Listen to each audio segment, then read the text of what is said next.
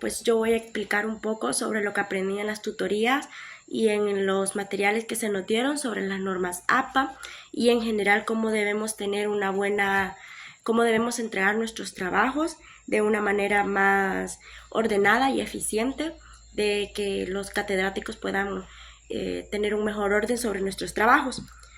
Para empezar, ¿qué son las normas APA? Son un conjunto de reglas que se utilizan para escribir, para redactar y citar trabajos académicos como ensayos, textos, tesis y todas estas cosas que involucran que alguien más las revise, que alguien más las pueda leer. Pero ¿para qué son las normas APA? Para empezar, tienen que tener un formato en el documento. Tienen que cumplir con ciertas características para que puedan decir que están cumpliendo las normas APA. Para empezar, tienen que tener un margen, que es un aproximado de 2.54 centímetros.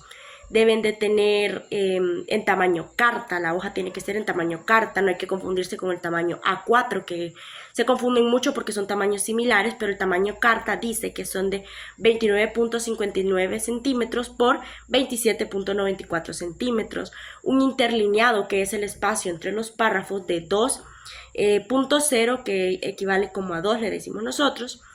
Tiene que tener una sangría de 1.27 centímetros, sangría francesa, entre muchas otras cosas. Las normas APA, o Asociación Estadounidense de Psicología, como es su nombre, nos garantizan que nuestros trabajos sean más uniformes y más ordenados. Nos facilita su lectura, nos facilita de que podamos tener una mejor comprensión, de que se mire más estéticamente bonito, que se pueda decir de que está ordenado, de que es un trabajo de alguien que realmente sabe lo que está haciendo y que el contenido es claro y es conciso. También tenemos la citación de fuentes, como dar crédito a otros autores. Como por ejemplo, yo estuve investigando y dice de que antes de que se creara todo eso, las investigaciones que hacían, no se sabía si pequeños fragmentos eran de otros autores y se creaban controversias porque quizás esos otros autores veían que metían eso en sus trabajos y decían que había plagio. Entonces, la citación de fuentes es dar crédito a otros autores de lo que quizás nosotros dijimos como esta idea me gusta, y yo voy a anexar esta oración, este párrafo, y yo voy a agregar de lo que entendí de eso. También nos ayuda a que podamos tener más referencias. Las referencias son una lista de todo lo que nosotros, no necesariamente que anexamos a la investigación, sino que también de dónde nos guiamos. Por ejemplo, hicimos una investigación sobre la mitosis y la meiosis, y pues me guié del libro del celular. Entonces, pues es un documento que yo tomé para tener una idea, para informarme mejor. Y también sirve, como había dicho anteriormente, para evitar el plagio, para que se mire de una manera más uniforme y más clara. Ahora bien, como ya había dicho las generalidades, tiene que tener un tamaño carta, ya dije las medidas, tiene que utilizar papel, si se va a imprimir, si se va a entregar el trabajo en mano, que sea el físico, se debe utilizar solo una cara de la hoja. Las fuentes que podemos utilizar para escribir son varias. Pueden estar Times New Roman de 12 puntos, Georgia de 11 puntos o Computer Modern normal de 10 puntos, Calibri de 11 puntos, Arial de 11 puntos o Lucida Sans Unicap de 10 puntos. Para empezar, yo cuando he hecho estos trabajos prefiero el New Roman o el Arial de 11 puntos porque en mi personal siento que lleva más orden y que yo puedo ubicarme mejor en donde estoy. Como dije, si se entrega en físico, la tinta debe ser negra. Eso es muy importante. Yo no sabía, pero sí, ahora lo sé, que la tinta debe ser negra. El interlineado de doble espacio. La alineación, que es cómo va a ir más o menos el texto, es justificado a la izquierda, exceptuando las citas mayores, que va en medio del texto. Lo siento mucho, ando un poco mal de la tos, una disculpa por eso. Luego, la sangría al inicio de cada párrafo se debe dejar 5 espacios, se puede hacer con 2 tabs, eso lo aprendí con usted, licenciado. Ahora vamos por los 5 niveles de los títulos. Para empezar, el primer nivel dice que su formato tiene que ir centrado en negrita, con mayúsculas y minúsculas, y el texto comienza con un nuevo párrafo. Como por ejemplo, una tutoría nos dijo que como marco teórico, objetivos, conclusión, portada, marco teórico, todas esas cosas pueden ir en un primer nivel y deben ir en negrita y centrados. En el segundo nivel ya vemos que cambia. El formato debe ser alineado a la izquierda en negrita con mayúscula y minúscula y comienza con un párrafo. Ahora ya no va a ir centrado, va a ir a la izquierda. Como por ejemplo, ahí podrían ser los objetivos generales, objetivos específicos, etcétera. Yo puse un ejemplo de que en el primer nivel mi investigación se iba a llamar la importancia del aprendizaje autónomo y en el segundo nivel estarían las características del aprendizaje autónomo. En el tercer nivel el formato debe ir a la izquierda en negrita y cursiva. Otra diferencia, ya debe ir en cursiva y en este caso podría ser la importancia del acompañamiento docente. El cuarto y el quinto nivel ya es para gente más avanzada, pero lo único que cambia es que el subtítulo está dentro del párrafo, debe tener sangría, que se hace con 2 tabs en negrita y debe de ir en un tipo oración. Igualmente para el quinto nivel, pero como dije, eso ya es para un nivel más avanzado y normalmente nosotros no lo utilizamos en nuestras investigaciones. El cuarto nivel, el subtítulo dentro del párrafo tiene que tener un formato sangría en negrita tipo oración y con punto al final. El texto comienza en la misma línea. Y el quinto nivel, un subtítulo dentro del párrafo, tiene que llevar un formato de sangría en negrita cursiva, tipo oración y con tipo al final. Esos, como dije, no son tan importantes, no los usamos tanto. Usamos más el primer, segundo, tercer nivel. Ahora bien, vamos con la autorización para citar. La política de la APA permite el uso de hasta 500 palabras de un texto, de una revista, de un libro, de cualquiera de lo que encontremos y no será tomado como plagio. Es responsabilidad del autor determinar si se requiere la autorización del poseedor de la propiedad literaria.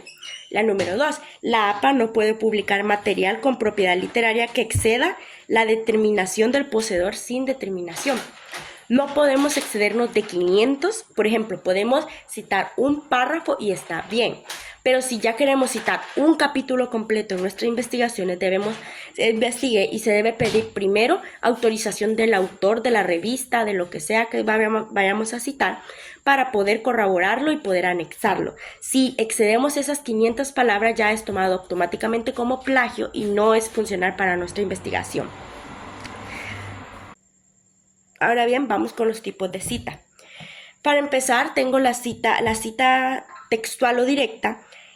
Literalmente se dice lo que el autor hace, no parafraseamos nada, sino que solo copiamos y pegamos una cierta cantidad de oraciones y de palabras y debemos ser fieles al transcribir las palabras del autor, palabra por palabra. Se cita el autor, el año y la página. Autor, año y página. Y se divide en dos, la cita textual corta, que debe de tener menos de 40 palabras y va entre comillas dobles, lo que vayamos a citar, por ejemplo. El autor dijo y ponemos entre comillas lo que se dijo. Y la cita textual larga, que son más de 40 palabras y va en un párrafo aparte y se disminuye en 2 puntos el tamaño de la letra.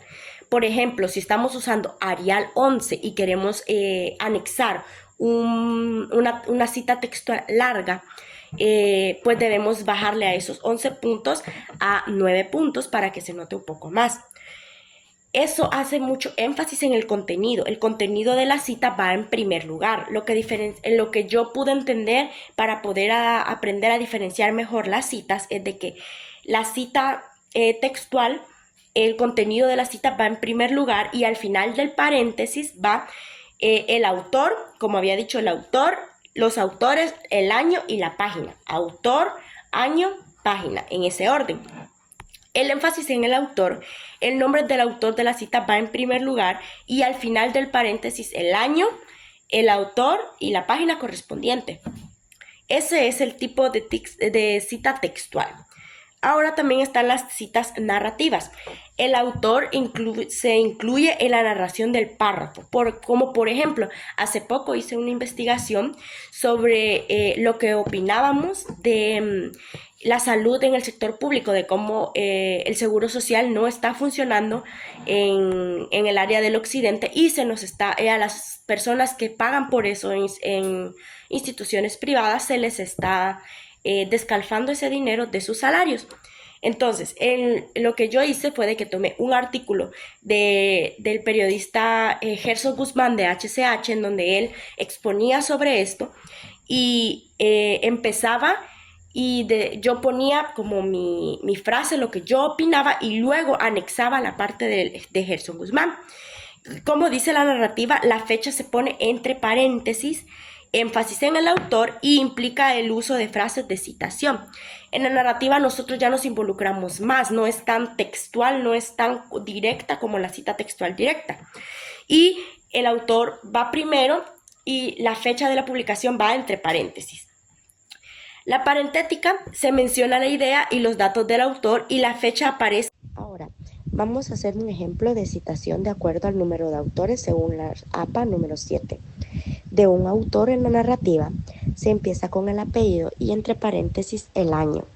En la cita parentética, ambas van entre paréntesis con una coma para separarlos. Cuando son dos autores, se agrega la palabra y el paréntesis solo para la fecha en la narrativa y todo paréntesis en la parentética.